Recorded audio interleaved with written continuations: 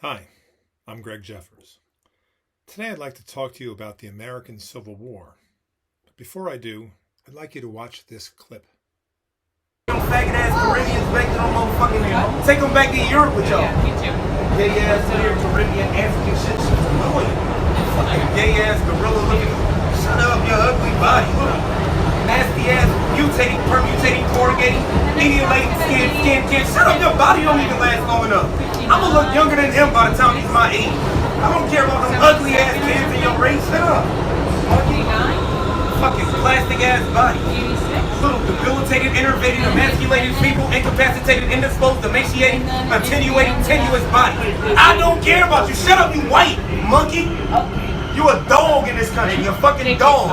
You're nothing over here. You are a dog. Shut up. I'm Black American. I'm over you.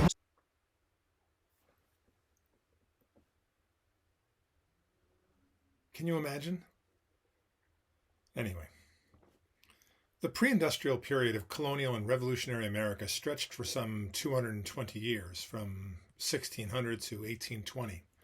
During this time, most goods and services were produced within 30 miles of their eventual consumption. Of course, high-end goods like tobacco, spices, and silk, commodity goods like cotton and whale oil, were carried by ocean-going ships, and the population was concentrated around the ports because of the importance of intercontinental trade. Still, by and large, people survived through their artisan production.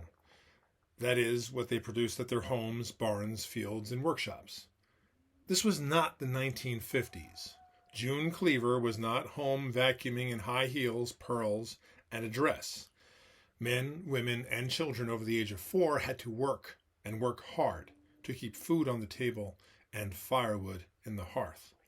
Animal-powered wagons transported goods, and the distance those goods could travel in a day was limited to the endurance of the horses.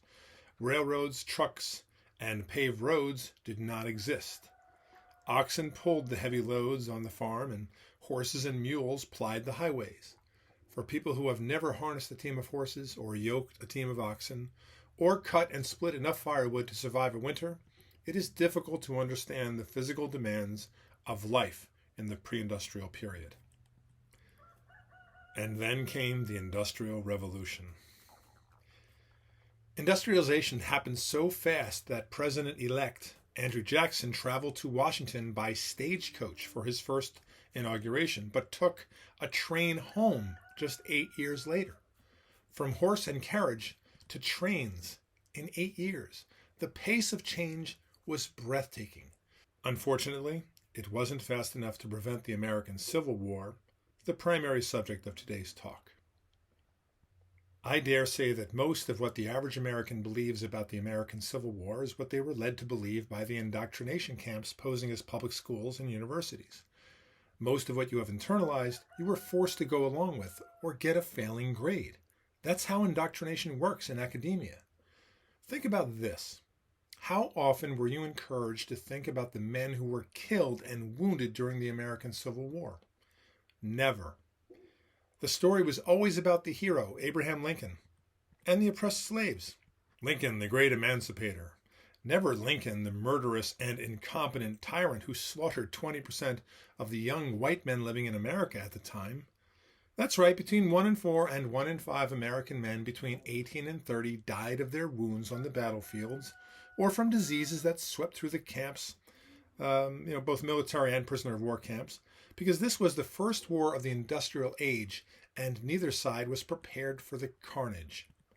Men died in agony or lost limbs because the medical support necessary for industrial warfare had not caught up with the weapon technology. But Lincoln, the orator, was the great emancipator, and not the men who fought and died? How does that make any sense? What sacrifices did Lincoln make? And by that, I mean, what personal sacrifices? Not human sacrifices. Lincoln had no problem making 1,000,000 human sacrifices. Because the political class in control of academia wanted to assist their government affiliates in creating wedge issues to cobble together a winning coalition. And if, in the process, they destroyed the emotional well-being of women or Americans of African descent, well, so be it. Because that is exactly what happened here. Slavery was an abomination that the founders inherited from the European powers. They didn't create the institution of slavery. Slavery was, is, and always will be a worldwide phenomenon associated with agriculture. Athens and Rome could not produce emperors and senators and artists, philosophers, writers, and thinkers in the absence of slavery. It was industrialization that obviated slavery, not the American Civil War. More on that in a future video.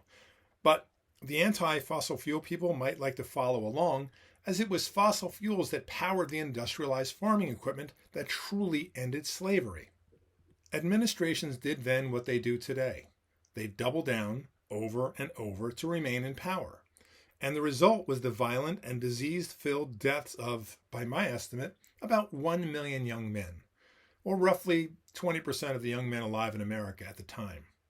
You see, the people spinning the American war for political advantage today estimate the war dead at 640,000 men. But they stopped counting war dead on April 9, 1865. Hundreds of thousands of men died of their wounds, infections, and diseases of the war in the years following hostilities. And every one of those deaths belongs to the administrations of the United States and the Confederate States of America. But here is my primary assertion. The people running the indoctrination camps of academia gloss over those 1 million deaths because to acknowledge that loss of life, and it was nothing less than an American Holocaust, would mean that someone like me could argue that the bill for slavery was paid in full with the blood of 1 million young men. How else can one justify their deaths? But that doesn't serve the interests of you-know-who. They need wedge issues to instill hatred in their constituents. They needed American women to hate their men, but they also needed African Americans to hate European Americans. And so the incredible achievements and sacrifices of the men from the hated class must be stricken from the record. Did 1 million men die to end slavery? But they were from the hated class, so who cares? Well, I care. But the people running academia and the media do not. And so they erased them from the historical narrative, and it was easy to do. The indoctrinators understand survivor bias. The 1 million dead men of the American Civil War can't speak for themselves and don't have an advocacy group that identifies with them.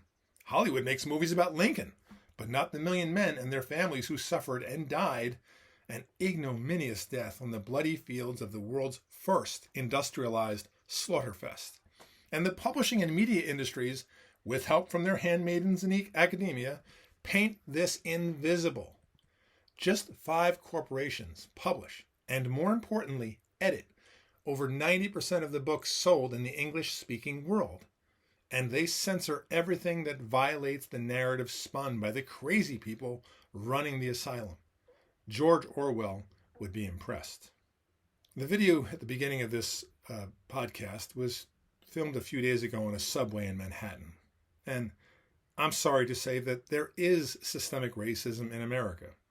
It exists in our institutions, our universities, media, and the government, where the descendants of the people who brought forth Western civilization based on the absolute right of the freedom of speech and religion are branded, belittled, and besmirched for having the courage to survive and to create a path to the future for their progeny. To add insult to this mind-bending injury, the crazy people running the asylum have convinced our women to reject motherhood in favor of consumerism. White women see their fathers, brothers, sons, and definitely husbands as the enemy. Now African Americans see white men as the enemy. This is anti-social madness, and it will take generations to heal from this. And maybe we will never heal. The only institution that could stand up to the purveyors of hatred is the child-producing couples who gather at their local churches, synagogues, and meetings. For there is no future without children. And the next generation must not be savaged by the demonic ideologues now entrenched in academia, the media, and the political class.